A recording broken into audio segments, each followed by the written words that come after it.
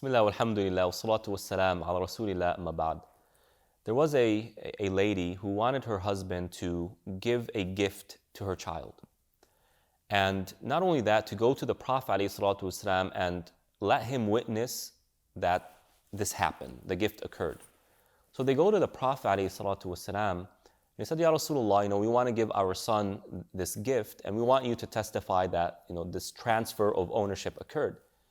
And the Prophet ﷺ said, did you give all of your kids the same gift? And they said, no, Ya Rasulullah. So the Prophet ﷺ said, La ashhadu ala jawr. The Prophet said, I will not testify for an injustice. And the Prophet ﷺ says, Ittaqullah wa'adilu bayna awladikum.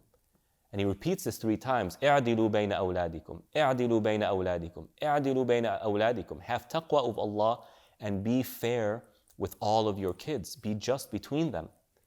Okay? And the Prophet ﷺ explains why. أَيَسُرُّكَ أَنْ يَكُونُ لَكَ فِي الْبِرِّ سَوَاء. Would you like them to all be kind to you? You want all of your kids to be good to you, right? They said, yeah, of course. Then اعدلوا بين أولادكم. Then be fair to them. Be good to all of your kids so that all of your kids are good to you. Brothers and sisters, what happens a lot of times in families is that there's unfair treatment between the kids. And traditionally, it used to be parents loved their males, their boys, more than their daughters. That's changed, alhamdulillah. But you know what? There are other ways parents are unfair, whether intentionally or unintentionally, towards their kids. One of the ways unfair treatment occurs in our times today is in education. When one kid, mashallah, is excelling in school, getting straight A's, and the other child is struggling in school, we find that parents will treat the one excelling better. They will be nicer to them. They will allow them to get off. They won't be as critical towards them. But the one who isn't doing as well, they're harsher with them. They're less patient with them. Do you really think that goes unnoticed by the children? Oh, it goes noticed. Or one is a doctor. MashaAllah, this is a doctor, and he's a doctor, or she's a doctor. We're so proud of their accomplishment, and the other one isn't. You did nothing. Now, I've seen this with my own 2 eyes. You're a teacher, who cares? Anyone can be a teacher, but this is a doctor. Not everyone can be a doctor. Well, what do you think the result of that is going to be? Division. And I see this very often, dear brothers and sisters. This is serious stuff. When you find siblings fighting with each other, I can almost promise you that the root of that problem is coming from the way the parents treat them. There's differences. There's clear division.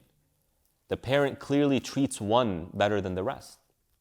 And that results in animosity between the siblings, resentment between the siblings, jealousy between the siblings. Isn't this what happened with the children of Yaqub alayhi salam, the brothers of Yusuf alayhi salam? They thought that their father, Yaqub alayhi salam, loved Yusuf more. Right? That's exactly what they say in the Quran, as the Quran mentions. They thought their father loves Yusuf alayhi salam more. That enraged them. That caused them to be disobedient to their father. And that caused division between the siblings. This is serious stuff. And we have to take this to heart. If we want a strong family, then we need to be fair. I understand that parents, the love that they have or the emotional attachment they have from child to child is different. There's only so much we can do. I mean, if the Prophet ﷺ said, هذا قسمي فيما أملك فلا تؤاخذني فيما لا أملك. This is what I can do, and I'm being just and fair in what I can do. But what I don't have control over, meaning my emotions and my heart, please don't hold me accountable for that. A parent might love or have a stronger emotional bond with one child over another. They can't really control that, but they must be fair in the way they engage their children and do their best to not show that to the other children, or else it weakens the family and it creates divisions that can last for a very long time. So what can we do to really build the bond between our children, between family members? Well, one thing that we need to do is to root in our hearts and our minds that we are responsible for one another. Oh son, you're responsible for your sister. Oh son, you're responsible for your brothers. You are responsible for one another. You can't get around that. and make this a practical lesson that they learn. Show them that they're responsible for one another. Let's say one is sick. Tell the other siblings, okay, your brother is sick. That means we need to do some extra work to take care of your brother. Let it be known to them from a young age. I have responsibilities towards them. Let them know that, hey, you have to look after each other when you go out. Go out, but hey, keep an eye out on each other. Make sure everyone is good. Make sure everyone feels okay. Put that principle in their mind. I am responsible for my sibling, for my family members. Also teach them that they need one another. Yes, they need one another. You know, if I feel like I don't need so-and-so, then that mindset in of itself will either erode or limit my willingness to build a relationship with that person. I don't need them, so why go out of my way to build a relationship with that person? But teach them what Harun alayhi salam, or what Musa alayhi salam said. Remember, Musa alayhi salam, this is a strong man who has a lot of life experience. What does he say? He says, وَاجْعَلْ لِي وَزِيرًا مِّنْ أَهْلِي هَارُونَ أَخِي أُشْتُدْ بِهِ أَزْرِي. Musa alayhi salam says, Oh Allah, give me someone who will strengthen me, who will give me strength, right? Who will give me support in my mission to Fir'aun. Musa alayhi salam said that. He said, let my brother be that person. Who better to be there in your life than someone who's of your flesh and blood, who you have that common background with. Your mother, your father are the same. Teach your children, teach one another that you need one another. Just like Musa alayhi salam understood, he needed his brother to complete his mission. Also teach them, or try and make common goals between them. See, continuing what Musa alayhi salam said, he said, وَأَشْرِكْهُ فِي أَمْرِي كَيْ نُسَبِّحَكَ كَثِيرًا وَنَذْكُرَكَ كَثِيرًا. Musa alayhi salam says, let him be an associate in my mission.